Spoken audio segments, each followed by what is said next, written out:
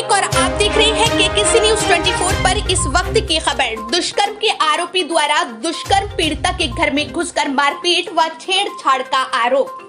थाने में दर्ज नहीं हुई रिपोर्ट तो एसएसपी से लगाई न्याय की गुहार। दुष्कर्म आरोपी से हमसाज होकर गोष्ठी के मुकदमे का डर दिखाकर दरोगा विनेश द्वारा 50,000 रुपए का आरोप। यूपी के जिला मुरादाबाद थाना भगतपुर क्षेत्र के एक गांव निवासी महिला ने एसएसपी को प्रार्थना पत्र देकर बताया कि उसका घर मुस्लिम आबादी में है। दिनांक 5 जनवरी सन 2024 को पड़ोसी इसराइल पुत्र शौकत अली ने पीड़िता की 14 वर्षीय नाबालिग पुत्री के साथ जबरदस्ती बलात्कार किया था। शिकायत करने पर आरोपी की परिजनों ने भी पुत्री के साथ मारपीट की, जिसके संबंध में पीड़िता द्वारा थाना भगतपुर में प्रार्थना पत्र दिया था। आरोप है कि हल्का दरोगा उप निरीक्षक विनेश ने मुकदमा दर्ज करने के बदले में पैसों की मांग की थी।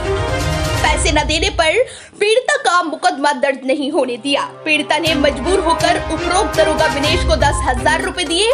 तब जाकर घटना के 10 दिन बाद दिनांक 15 जनवरी सन 2024 को मुकदमा दर्ज किया। मुकदमा दर्ज करने के बाद अभियुक्तों से हमसाज होकर कोई कार्यवाही नहीं की। दरोगा द्वारा कार्यवाही न करने पर पीड़िता ने तत्कालीन एसएसपी हेमराज बीड़ा से शिकायत की थी। शिकायत करने पर दरोगा विनेश नाराज हो गया और पीड़िता से दिली रंजिश रखने लगा। साथ ही पीड़िता व परिवार को तरह तरह से प्रताड़ित करने लगा।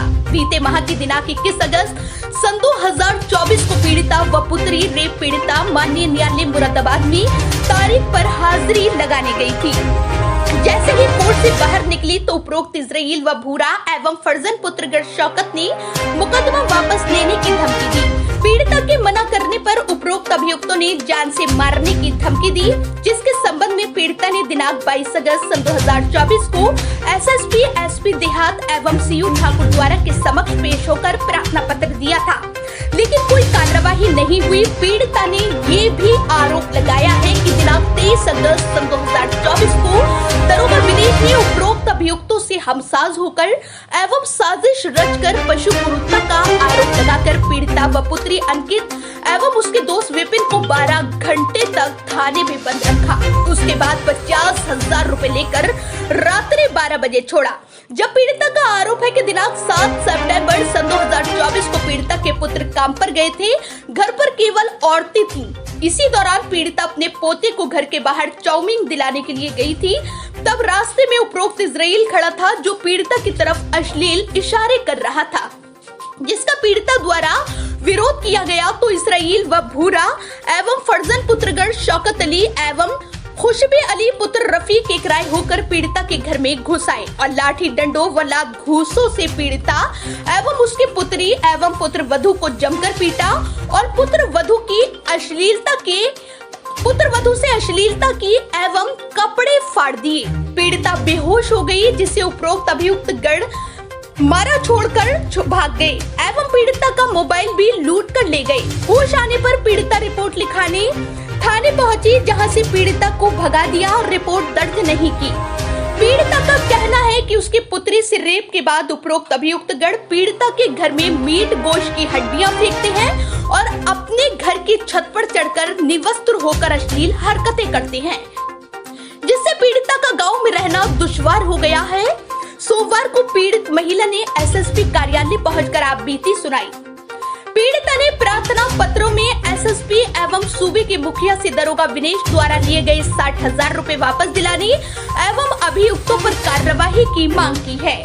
मुरादाबाद से फारूक अहमद की रिपोर्ट। मैं पानी भरने गई थी शाम को 8 बजे 5 तारीख जनवरी की, और मेरे साथ मैं पानी भरने जब गई थी तो वहाँ से इसराइल आया और इसराइल ने मेरा मुंह में कपड़ा ठूंसकर मुझे कमरे में को ले गया, मेरे साथ बलात्कार किया और धर्म परिवर्तन किया। कहा कि तू मेरे धर्म परिवर्तन में आ जा।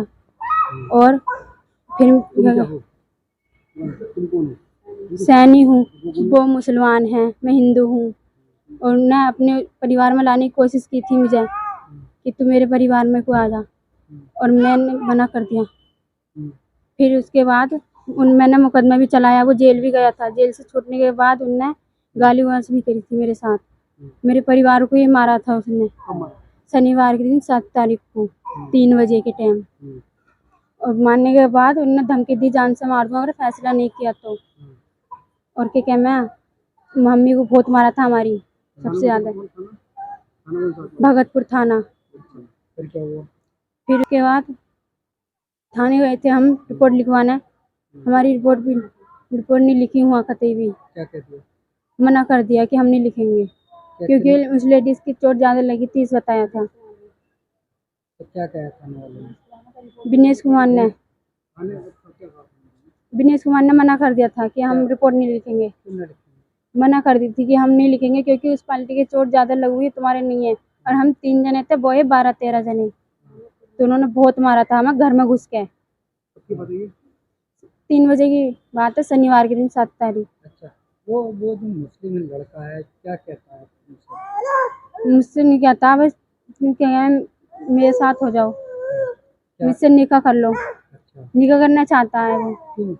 पता नहीं क्यों, हाँ, पर उन्होंने यही कही मैं निकाह करूँगा। और उन्होंने मारा उरा भी, और क्या कहते हैं, हमारे घर में गोसे की हड्डियाँ भी डालता है और जी लड़ाई करे है, नंगा घूमे है मोहल्ले में और दिन रात गाली देवा है, जितनी बार निकलेगा गाली देता रहता है। हमारा निकलना ही बंद करता है, हम बच्चों से ही बोलते हैं अपने, तब भी उसे लगता है कि हमें ढाल ढाल के कह रही है, तब भी वो हमें सुनाता नहीं थी गाली। तो वो नंगा होकर क्या दिखाना चाह मतलब क्या कहना चाहते हैं आप? पता नहीं क्या कहना चाहता, पर वो नंगा होकर घूमता है और हमें निरी गाली देता है।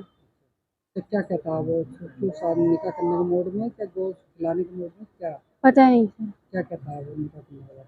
मैं कही थी कि मैं निकाह करूँगा। क्यों तुमने मना करा? मैं निकाह नहीं करूँगा, तुम मुस्लिम हो और केस भी करा था हमने। हाँ, तुम हिंदू हो? हाँ, हम हिंदू हैं, तो तुम्हें वो मुसलमान है। शादी नहीं करती हो? हैं? शादी नहीं करती हो? नहीं, तो क्या गोश्त खिलाने की बात करता है क्या? पता नहीं, ना आज तक कहीं नहीं है ऐसे कुछ, मतलब नहीं कहता मैं निकाह ही करूँगा, अच्छा, ये निकाह कर लूँगा तेरी लौंडिया से, हमारी मम्मी से कहता है ये निकाह कर लूँगा या